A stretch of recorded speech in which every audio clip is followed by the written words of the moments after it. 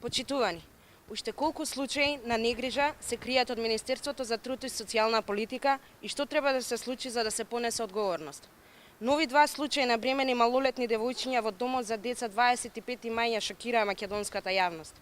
По монструозната случка за силувањето на 13-годишното девојче кое забременило во домот за деца, ова е втор и трет скандал кој ја згрози јавноста.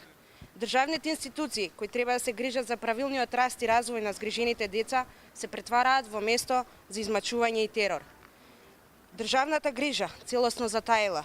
Неодговорноста на Министерството за труд и социјална политика и Мила Царовска го травматизираше животот на дечињата во домот за деца 25 мај. Мила Царовска не смее да бега и да се заскрива зад партиски соопштенија и реакции. Мила Царовска е директно одговорна за сите пропусти и недоследности на институциите под раководството на Министерството за труд и социјална политика.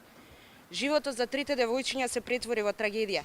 Последиците по нивното психичко здравје се големи и незаборавни. Дали разбира Мила Царовска низ која голгота поминуваат овие дечиња?